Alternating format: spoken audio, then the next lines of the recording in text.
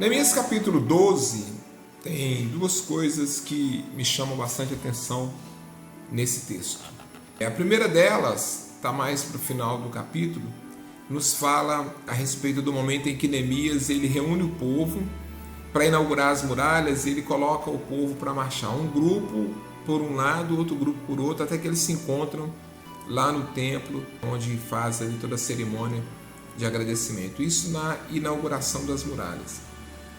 O que me chama a atenção nesse texto é que existem coisas que Deus faz por nós, direções que Deus nos dá para que algo possa acontecer na nossa vida, de forma que sejamos vencedores em alguma batalha. Lembra do momento em que o povo de Israel marchou ao redor de Jericó para derrubar as muralhas? Pois é, foi uma orientação de Deus, o próprio Deus que mandou que eles fizessem isso. Aqui nós encontramos o povo de Deus marchando ao redor das muralhas, mas não muralhas para cair. Eles estavam marchando ao redor das muralhas de Jerusalém, agradecendo, louvando a Deus pela vitória que Deus concedeu na reconstrução daqueles muros. Então aqui me faz lembrar de dois momentos, né?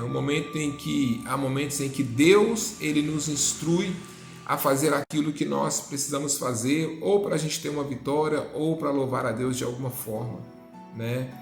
E há momentos em que nós tomamos atitude para fazer alguma coisa, ou pela nossa vitória, ou para louvar a Deus. Nesse caso, Neemias orientou o povo a marchar ao redor das muralhas, nesse momento, para louvar a Deus pela vitória. Não foi uma orientação de Deus, foi uma direção de Neemias, um momento que Neemias achou ali para louvar a Deus com aquela atitude pela vitória que Deus havia concedido para eles, né? Então, vai ter um momento que nós vamos ter que nos posicionar e tomar atitude para louvar a Deus ou para ter alguma vitória. E tem momento que o próprio Deus nos instrui e nos dá a direção para que a gente possa tomar alguma atitude também, debaixo da direção dele, debaixo da orientação dele, seja para louvar a ele ou para alcançar alguma vitória.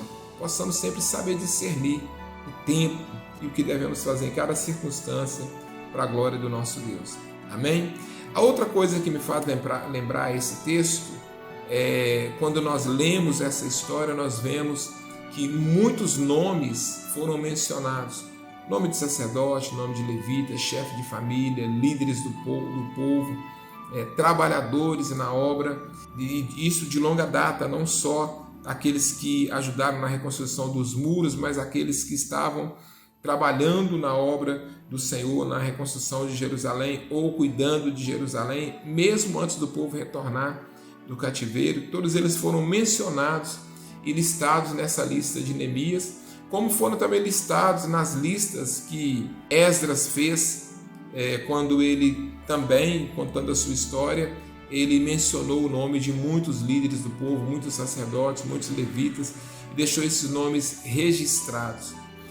A gente fica assim, por que registrar esses nomes? Qual o propósito de registrar? Que para nós não tem nenhuma serventia, nenhuma validade, vamos dizer assim, entre aspas. Para o povo de Israel é importante, porque ao procurar os registros históricos, né, de família, de genealogia, ele sabe quem foi quem, onde é que alguém atuou, onde é que seus antepassados atuaram e tudo mais. Mas o que importa realmente nessa história para nós é uma lição muito interessante que eu queria mencionar a respeito disso. Deixar o nome escrito na história. Esses homens deixaram o nome deles registrado na história. Eles trabalharam de tal forma, se dedicaram de tal forma, foram tão fiéis ou participaram de um tempo em que eles deixaram o nome deles escrito na história pela dedicação, pelo empenho, pela fidelidade deles. Provavelmente muitas outras pessoas existiam naquele tempo que não deixaram o nome escrito e que poderiam ter deixado, mas eles deixaram. E deixaram registrado porque fizeram algo, porque trabalharam de alguma forma, porque se dedicaram de alguma forma. É nisso que fica o nosso questionamento e a nossa lição desse dia. Será que nós também estamos fazendo diferença e estamos marcando de alguma forma a nossa história, ou a história da nossa igreja, ou a história da nossa família, ou a história desse tempo em que nós estamos vivendo? Será que nós estamos deixando a nossa história escrita ou o nosso nome escrito na história, melhor dizendo? Será que nós temos nos dedicado de tal forma que merecemos isso?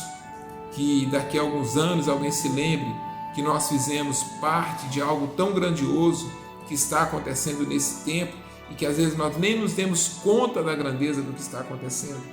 Então é tempo de nós pensarmos nisso e analisarmos o que nós podemos fazer para contribuir com a história no tempo que nós estamos vivendo, na nossa igreja, para o reino de Deus, o que nós estamos fazendo, como é que nós estamos contribuindo, se é que estamos contribuindo com essa história. Nós estamos deixando o nosso nome escrito? Alguém vai se lembrar de nós no futuro? Ou será que quando nós passarmos, a nossa história vai ter ficado esquecida e ninguém vai se lembrar de nós? Se algum dia for escrever essa história, vai se lembrar do nome de outras pessoas que estão talvez do nosso lado, mas não vai se lembrar do nosso nome. Talvez alguém diga: pastor, já vou ter morrido, não importa. Importa o tempo que você está vivendo. Escrever a história é importante, especialmente escrever a história relativa ao reino de Deus, à igreja do Senhor, no tempo em que nós estamos vivendo. Você tem feito diferença ou você é só mais um na multidão? Você entra e sai e tal, mas não marca a sua história com nada? Ou você tem marcado a história de alguma maneira? Marque a história, faça a diferença, se dedique a Deus, se dedique à igreja, se dedique ao reino de Deus, se dedique nesse tempo, se dedique à sua família, para que você possa deixar uma história. Essa história vai fazer diferença na sua vida e vai fazer diferença na vida de muitas pessoas que vierem pelo futuro e ouvirem falar a respeito de você e da história que você deixou registrada. Deus te abençoe em nome de Jesus. Nós louvamos ao Senhor por tudo, inclusive por esse solzinho que está aqui batendo no meu rosto agora, porque tem vários dias que a gente não vê dessa forma, muita chuva. Mas graças a Deus por tudo, em tudo nós damos graças, porque Deus é fiel. Senhor, nós te agradecemos por tudo, Pai. Tudo. O Senhor é fiel, Pai. Senhor, nos ajude a escrever a história nesse tempo, Pai. Que nós possamos dar ouvidos à sua voz, que possamos entender o tempo do Senhor, que possamos entender também o nosso tempo, Pai querido. E que possamos escrever a história no tempo que estamos vivendo. Deus, contribuindo para que o nome do Senhor seja glorificado, para que a história, Senhor amado, seja escrita de forma que as gerações futuras possam ser abençoadas em nome de Jesus. Amém. Deus te abençoe.